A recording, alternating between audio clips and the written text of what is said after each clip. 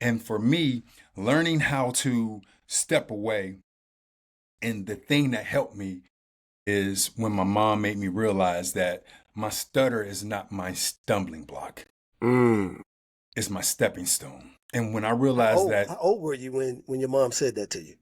Man, I was 9, 10.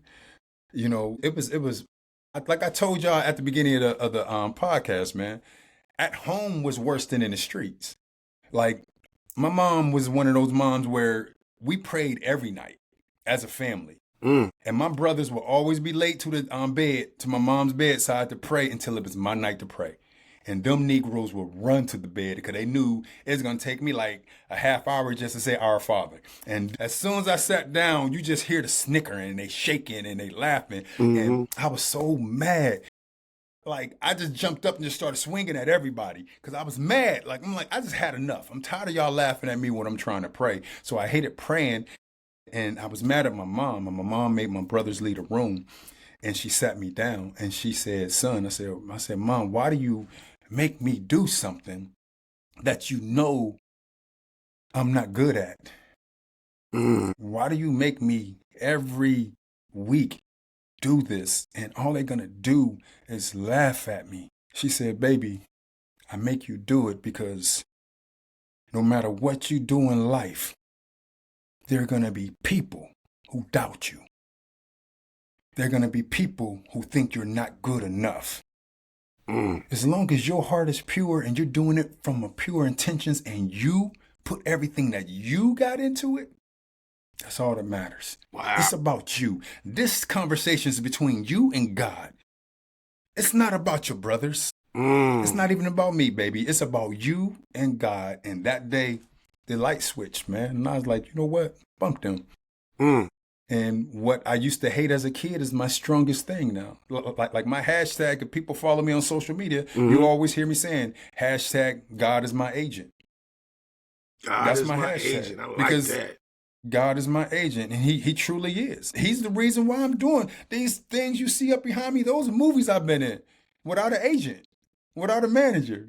You know, we got Venom over there. We got Oz the Great and Powerful right there. We got Plane right there. We got Mike right there. Those are movies I've been in. Wow. God is my agent. That's insane. Without an agent, that's insane. Without an agent, bro. All three Venom movies without an agent? And you know, 3 actors been in all 3? Hey, and you know it's people out here telling potential people who want to become actors that you need an agent. Absolutely. It's people out here telling these people that they think they have to go and get an agent to be in this business. And you a prime example of it. So, and you know why they do that though, right? Because you do need somebody advocating for you, right? You need somebody that can get you through those doors. For me, I got the best advocate in the world. He knows everybody. He knows everybody. So he put my name on in the ear of those who I need to be put in front of. And that's all that's been happening with the Robbie Reeves, with the Casey Hardenfields, with the Howard Bergers, with the Bill Delaney's. That's what God has done. He has placed me in a position to, I did 3 movies with Tom Hardy, bro. I did 2 movies with Gerard Butler, bro. You know what I'm saying? And Agee, we're talking about real parts. We ain't talking about just, one-liners. Right, well, no. Yeah. I'm watching the SWAT episode. I'm like, oh, he getting shot. I'm like, and shooting back. Yeah, and shooting back. I'm shooting back. I'm looking like, oh, he like. And then you got me hiding behind a car like, yo, what's this? Yes. Am I about to die? You know what I'm saying? Then, I'm watching Venom. I don't mean to cut you off, but I'm watching Venom. I'm looking like, is he turning into Venom? I'm like, wait a minute. Did he just become Venom? I'm like, okay, this is real. This is real. I actually got to play that part. When Venom is tearing the bike up, that's me. That's actually me doing that part as well. It's crazy. And so now you're doing stunts too. I do my own stunts. That's how I navigate. You say that's how I navigate, you know what I'm saying? baby.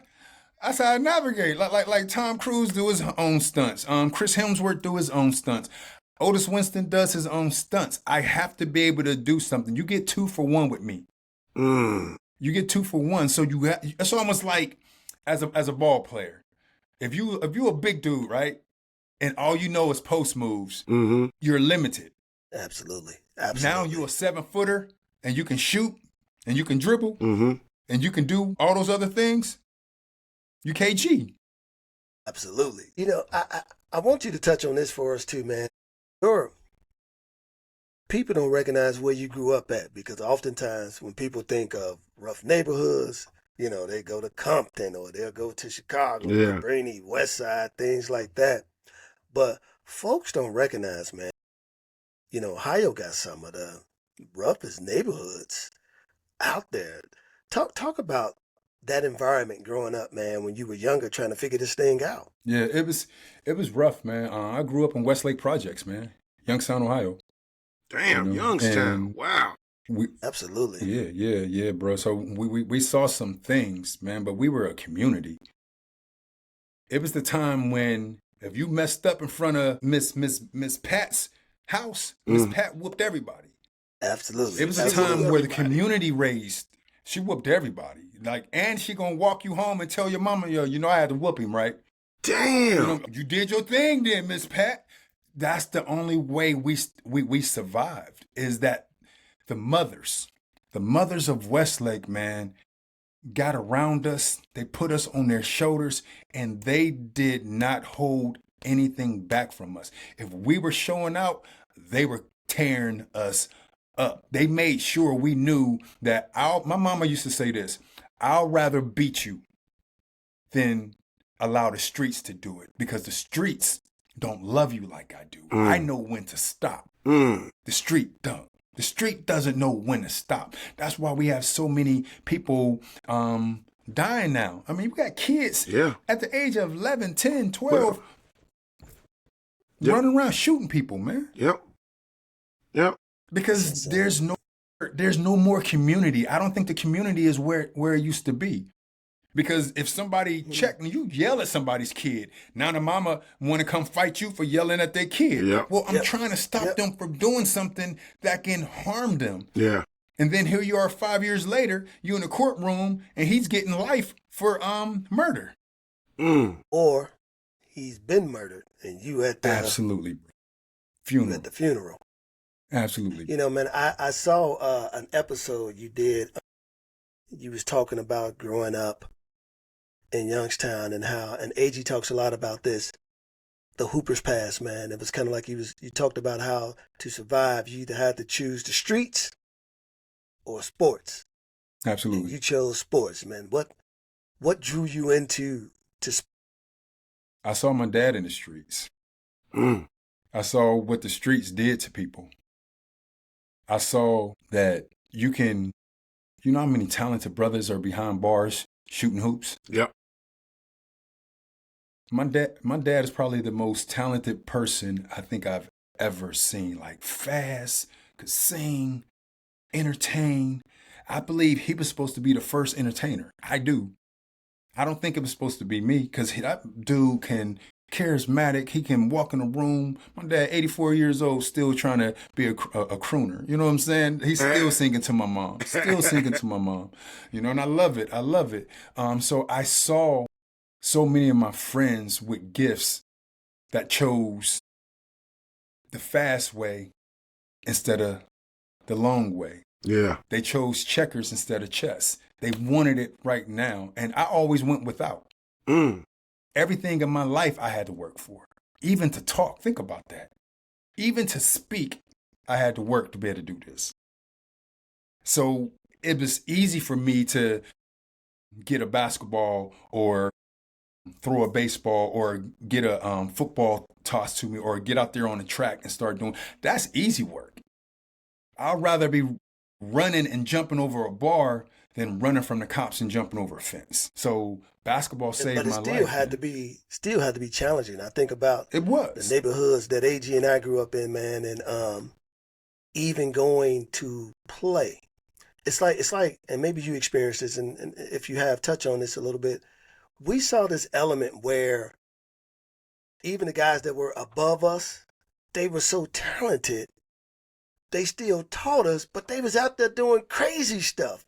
But it's like the hood has like this crazy dynamic, man, that they can like love on you and teach you, and yet they can't do it for themselves. How were you able to overcome that aspect of it and not fall into that same kind of trap? I was watching, remember the Isaiah Thomas story? Mm-hmm. Remember it. We were there.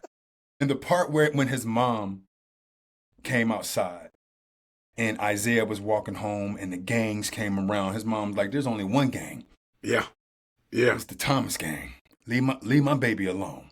Like, I would watch that story religiously because, you know, watching Zeke and other players, like, our lives were similar. My mom was raising me. So it was, you hit the nail on the head. They knew how to tell us what not to do, but they didn't know how not to do it. So I had to learn that it's more than just me. Everything that I do affects my family. And I saw how hard my mom worked to keep food on our table. So I had to keep doing that. I had to keep making sure that it was more than me. It's bigger than me. I had to tell myself, it's bigger than you, Otis. It's bigger than you, Otis.